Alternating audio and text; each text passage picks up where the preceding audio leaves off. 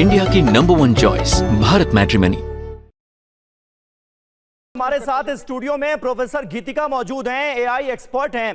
गीतिका जी, एक चिंता एआई के आने के बाद से लगातार ये जताई जा रही है कि कहीं एआई नौकरियां तो खत्म नहीं कर देगा। आपको लगता है कि ये वाजिब चिंता है, या फिर इस बात की तुलना उसी से करनी चाहिए जब कंप्यूटर आया था तो भी लोगों ने इस तरह की बातें कही थी?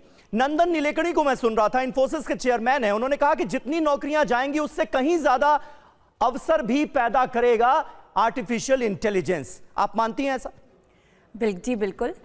जैसे कि हर टेक्नोलॉजिकल रेवोल्यूशन के बाद लोगों में ये डर आता है और ये डर बहुत ही स्वाभाविक है। मुझे ऐसा लगता है जैसे जब इंडस्ट्रियल रेवोल्यूशन आया था उस समय पर भी बहुत नौकरियां गई थी, पर बहुत नौकरियों ने जन्म भी लिया था। एआई से डरने की ज़रूरत नहीं है, एआई के साथ इवॉल्व होने की ज़रूरत है। एआई जॉब्स को, कुछ रिपीटेटिव जॉब्स को ऑटोमेट कर रहा है, पर एआई की वजह से नए जॉब रोल्स भी आएंगे। सो समय है अपने आप को अपस्किल और रीस्किल करने का। सो जैसा कि एक बड़ी ही मेरी फेवरेट लाइन है कि AI will not replace people, but AI will definitely replace people who don't use AI. So समय है एआई के साथ एआई को समझने का, जॉब रोल्स जो नए जन्म लेंगे। बड़ा सवाल यही है कि क्या दुनिया के ज्यादातर देश इस तरह के रिप्लेसमेंट या इस तरह के ट्रांजिशन के लिए अभी तैयार है? जी हाँ, बिल्कुल तैयार हैं। अब हम देख ही रहे हैं जो मेजर ग्लोबल पावर्स हैं, America, China, Russia, France.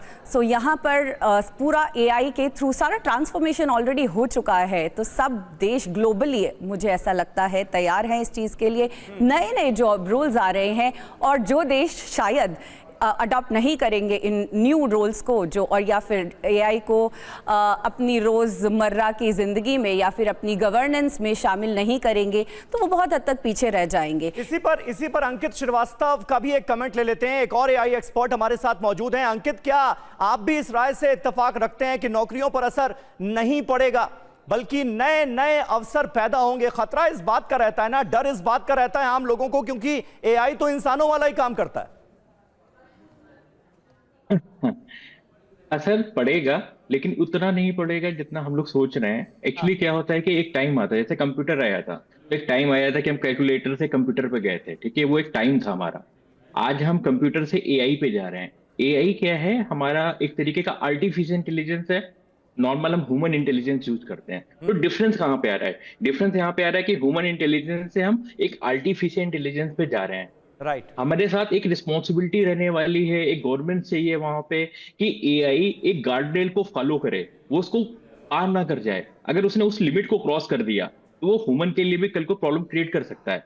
But जैसा कि अभी सभी से बात हो रही है, एल्टमैन की बात हो रही है, बाकी लोगों से भी बोल रहा है कि हमें इसे गार्ड रेल के अंदर रखना पड़ेगा, ठीक है। एआई बहुत अच्छी टेक्निक है। इसे सबसे अच्छी बात है कि इसके डिजिटल होने से भारत जैसे, जिसमें यहाँ पे 140 करोड़ लोग रहते हैं, वहां पे अगर चीजें डिजिटल हो और एआई के थ्रू हो तो बहुत ज्यादा जो करप्शन है वो खत्म कर सकते हैं हम, और चीजों को बहुत जल्दी और अच्छा डेवलप कर सकते हैं। आपने कहा कि एक बेहतरी की तरफ हम बढ़ सकते हैं। संजय सोई सर, आप इस पूरे ट्रांजिशन को कैसे देखते हैं? भारत में तो हो रहा है, पूरी दुनिया की निगाहें इस समिट पे हैं, लेकिन जिस ट्रांजिशन की हम बात कर रहे हैं उसको आप कैसे देखते हैं? ये कितना पॉजिटिव या कितना नेगेटिव होगा? हमेशा हमने देखा है टेक्नोलॉजी ट्रांसफर में बदलाव तो हुए हैं, लेकिन उसने एक डिवाइड भी पैदा किया है। इंडस्ट्रियल रिवोल्यूशन का एग्जाम्पल दिया जाता है, लेकिन हम जानते हैं कि इंडस्ट्रियल रिवोल्यूशन से एक बड़ी संख्या में कुछ देश हमेशा के लिए गरीब हो गए और कुछ देश हमेशा के लिए अमीर हो गए। नहीं, बिल्कुल रवि, ये चिंता है और यही कारण है इस बार अगर जो हमारा एआई का थीम है, जो मोटो है, ये सबसे अलग है। अभी तक जितने एआई समिट हुए वहाँ टेक्नोलॉजी पर ज़्यादा ध्यान दिया गया, यहाँ पर ध्यान दिया गया सर्वजन हिताय सर्वजन सुखाय, यानी कि सबका सुख सबका विकास। ये बात एक अलग सोच दिखाती जो हमारी हमेशा से सोच रही है, हमारी संस्कृति को बताता है। और यही बात आज पूरी दुनिया में भारत कहने की बात कर रहा है, क्योंकि चाहे वो आज जिम्मेदारी हो एआई का इस्तेमाल के लिए या इसका जो उपयोग है, चाहे मेडिकल फील्ड हो, खेती का क्षेत्र हो या फिर हमारा पब्लिक एजुकेशन सिस्टम हो, हर लैंग्वेज में हम लोग ज्ञान बांट सकें।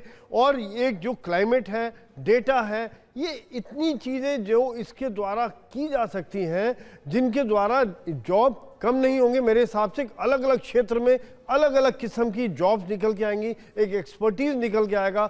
यहाँ पर जैसा मैडम ने बताया था कि जो इसको आज साथ नहीं चलेगा वो रेस से बाहर हो जाएगा। कई हमने दुनिया में एग्जाम्पल देखे, कोई कंपनी अगर अपने आप को डेवलप नहीं करते, समय के साथ इवॉल्व नहीं करते हैं, वो कंपनी का प्रोडक्ट बाहर हो जाता है। मैं नाम नहीं लेना चाहता कंपनियों का, लेकिन सब जानते हैं। यही बात आज यहाँ पर होगी। बहुत अच्छी बात है, आज देश में ये जागरूकता है, आज हमारे युवाओं में है, यूनिवर्सिटीज़ में है, एजुकेशन सिस्टम में है। और जब मैं जिस बच्चे को भी देखता हूँ कि क्या कर रहे हो आप, कहता है अगर मैं बीटेक कर रहा हूँ उसके साथ एआई जरूर जोड़ा हुआ है। बिल्कुल, यानी कि आगे आने वाले समय में ये बहुत ही इंपॉर्टेंट है। और जैसा अगर रक्षा के क्षेत्र में देखा जाए तो वहाँ भी इसका बहुत उपयोग है। अभी तक मैंने एक बाकी क्षेत्र बताए थे, रक्षा के क्षेत्र में भी, चाहे वो हमारा हमला हो, चाहे वो डिफेंस हो, चाहे हमारा लॉजिस्टिक्स हो, हमारी इंटेलिजेंस गैदरिंग हो, या फिर हमारा ड्रोन्स का इस्तेमाल हो, जो नई टेक्नोलॉजी का इस्तेमाल हो, हर तरह के क्षेत्र में अगर देखा जाए तो एआई एक